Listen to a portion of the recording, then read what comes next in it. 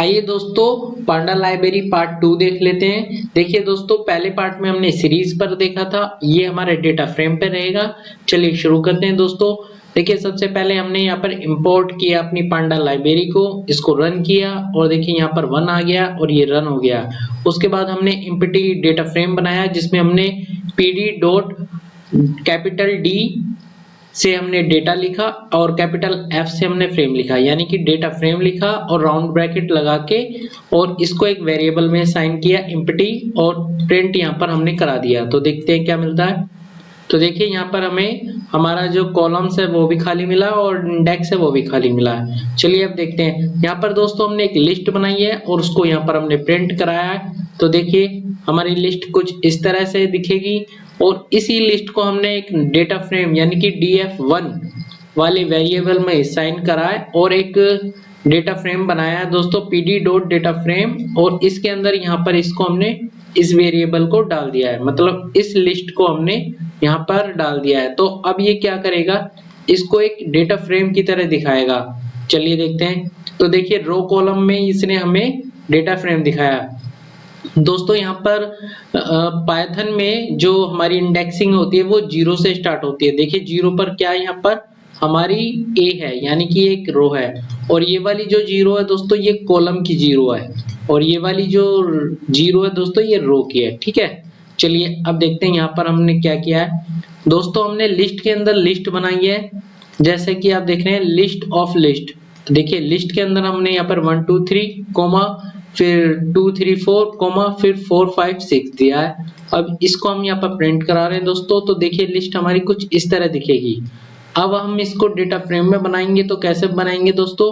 देखिए यहाँ पर हमने डेटा फ्रेम 2 दिया है इस बार, और यहाँ पर pd डॉट डेटा फ्रेम और उसके अंदर हमने राउंड ब्रैकेट के अंदर इस वाली लिस्ट का जो वेरिएबल है वो पास कर दिया है यहाँ पर, जैसे कि आप देख पा रहे हैं। ठीक है, अब इसको प्रिंट कराएंगे और रन करेंगे तो देखिए हमारा डेटा फ्रेम कुछ इस तरह से दिखेगा। तो देखिए ये हमारी 0 है, 0 रो है, और ये 1 रो है, और ये हमारी 2 रो है।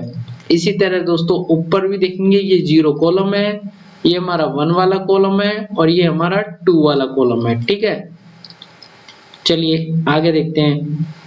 दोस्तों यहाँ पर हमने एक डिक्ट बनाई है, डिक्ट माने डिक्शनरी। चलिए जो कि की और वैल्यू का पेयर होता है दोस्तों। यहाँ पर हमने दिया है एक वेरिएबल जो कि dict1 के नाम से है। उसके बाद हमने करली ब्रैकेट के अंदर अपनी की दी है जो कि इन्वर्टेड कॉमा के अंदर है id, और उसके अंदर कुछ वैल्यू दी है, यानी कि हमने लिस्ट में वैल्यू दी है जो कि हमारी नंबर है, और यहाँ पर इसको प्रिंट कराया। तो देखिए इसने हमें कुछ इस तरह से दिया है। अब देखिए दोस्तों अब हम क्या करेंगे, अब हम अपना डेटा फ्रेम 3 बना रहे हैं जहां पर हम pd डॉट डेटा फ्रेम और राउंड ब्रैकेट के अंदर हम अपनी डिक्ट यानी कि डिक्शनरी को, पहले हम यहाँ लिस्ट दे रहे थे दोस्तों, अब हम डिक्शनरी को एक डेटा फ्रेम बनाने जा रहे हैं। तो देखिए इसको जैसे रन करेंगे तो देखिए देखा आपने कि हमने अपनी एक जो डिक्ट थी यानी कि डिक्शनरी को भी डेटा फ्रेम में बना लिया है, और इस बार हमारा जो कॉलम नेम आ गया वो हमारा आईडी आ गया है। क्यों, क्योंकि यहाँ पर हमारी जो की है वो आईडी के नाम से है। तो ठीक है दोस्तों, चलिए आगे देखते हैं। अब दोस्तों देखिए हम डिक्ट के अंदर अगर हमें एक कॉलम और चाहिए, जैसे कि हमने SN का एक कॉलम बना लिया सीरियल नंबर का, और उसमें 1 2 3 4 5 वैल्यू दे दी, मतलब 4 तक दे दी, क्योंकि हमारी आईडी में भी 4 आईडी है इसलिए हमने सीरियल नंबर भी 4 तक दिया है। ठीक है, अब इसको हम प्रिंट कराते हैं। तो देखिए हमें ये क्या दे रहा है, तो हमारा इस तरह से ये ओरिजिनल प्रिंट हो रहा है। ठीक है, अब इसको हम डेटा फ्रेम में बनाएंगे। तो देखिए हमारी जो डेटा df3 था उसी के अंदर हमने क्या किया, अब इसको हमने पास करा इसका वेरिएबल ये वाला। ठीक है, अब इसके अंदर हमने क्या करा है दोस्तों, यहाँ पर हमने ये दिया है, पहले जो दिया था चलिए मैं दिखा देता हूँ, पहले नहीं दिया था हमने सीरियल, अब हमने एक कॉलम और ऐड किया जो कि कॉमा लगाकर करा है। ठीक है, यहाँ से यहाँ तक। अब इसको जब हम रन करेंगे तो दोस्तों देखिए इसने हमें क्या दिया दोस्तों, इसने हमें आईडी दी और SN दे दिया, सीरियल नंबर भी हमें दे दिए 1 2 3 4। ठीक है, इस तरह से हमने देखा दोस्तों, हमने एक कॉलम और ऐड कर लिया है अपने डेटा फ्रेम में। चलिए आगे देखते हैं। आगे देखिए दोस्तों यहाँ पर क्या हो रहा है। अब देखिए दोस्तों यहाँ पर हमने लिस्ट के अंदर डिक्शनरी पास की है, इसलिए हमने अपने वेरिएबल को लिस्ट अंडरस्कोर डिक्ट लिखा है। अब यहाँ पे इजिकल टू लगाया दोस्तों, और यहाँ पर हमने स्क्वायर ब्रैकेट के अंदर करली ब्रैकेट लगा के अपनी डिक्शनरी पास की है। देखिए यहाँ से यहाँ तक यानी कि केपीआर है, ए के लिए 1 दिया है, बी के लिए हमने 2 दिया है, और कॉमा लगा के फिर एक और हमने डिक्शनरी पास करी है जिसमें हमने ए के लिए 3 दिया है और बी के लिए हमने 4 दिया है। और यहाँ पर हमने इस एक डेटा फ्रेम बनाया है df5 के नाम से, pd.dataFrame, और इसको हमने लिस्ट डिक को यहाँ पर हमने पास किया है और इसको यहाँ पर हमने रन करा है यानी कि प्रिंट करा है। चलिए करते हैं। तो देखिए दोस्तों, ये हमारा जो आ गया ये वाला ए है, देखिए ये आ गया, और ये वाला जो बी है ये आ गया बी। ठीक है, ये ए और बी यानी कि ये वाला ए यही है दोस्तों, और ये वाला बी यही है दोस्तों जो आप देख पा रहे हैं। पहले हमारे ए में क्या आई थी, ए और बी में 1 2 आया था, तो देखिए हमारा 1 2 आ गया जो कि रो नंबर 0 में है।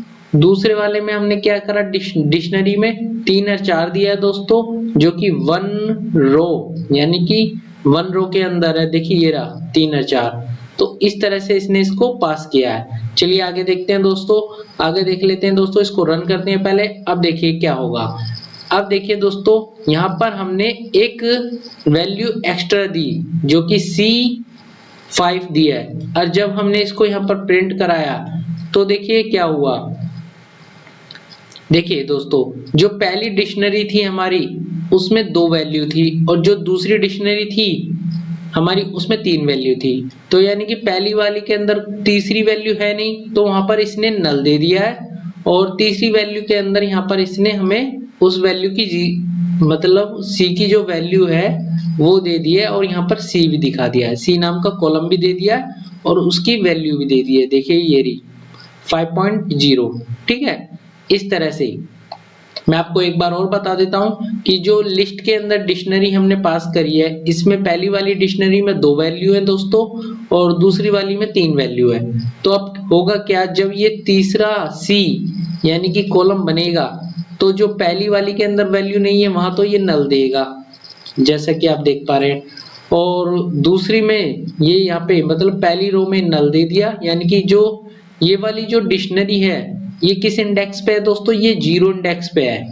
ठीक है, तो इसमें ये नल दे देगा, और 1 वाले इंडेक्स में ये 1 सी की जो वैल्यू 5 है वो दे देगा। तो देखिए दोस्तों, यहाँ पर ये 1 वाले इंडेक्स में सी की वैल्यू, हमारी जो सी की वैल्यू वो 5 है, वो 5 दे दी।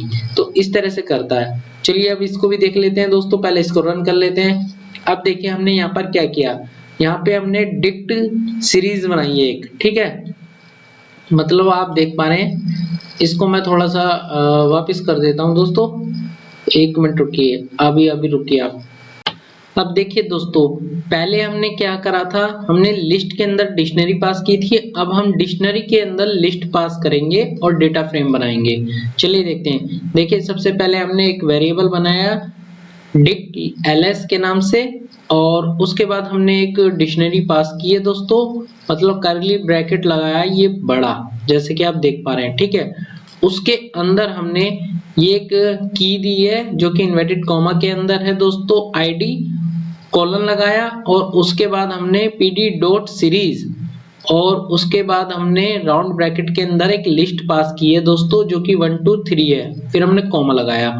उसके बाद दोस्तों फिर हमने एक और की पास की है, यानी कि sn, जो कि हमारी की है, और कॉलन लगा के फिर हमने pd सीरीज और राउंड ब्रैकेट के अंदर स्क्वायर ब्रैकेट दिया, और देखिए 1 1 1 2 2 2 3 3 3, और राउंड मतलब स्क्वायर ब्रैकेट बंद करके राउंड ब्रैकेट लगाया, और डिक्शनरी का करली ब्रैकेट यहाँ पर हमारा बंद हो चुका है। तो ये वाला जो पार्ट है ये यहाँ तक है दोस्तों, उसके बाद कॉमा लगा के फिर हमने ये वाला पार्ट हमने यहाँ बनाया दोस्तों।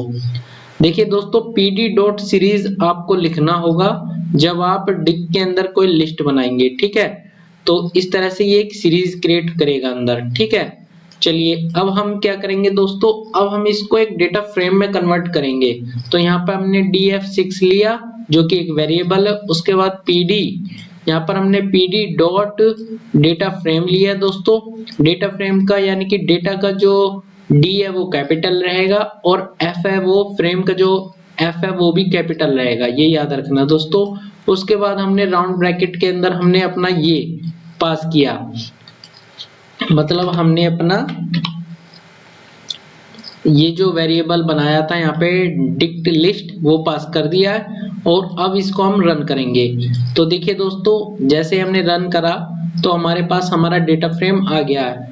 ठीक है दोस्तों, चलिए ओके, थैंक यू।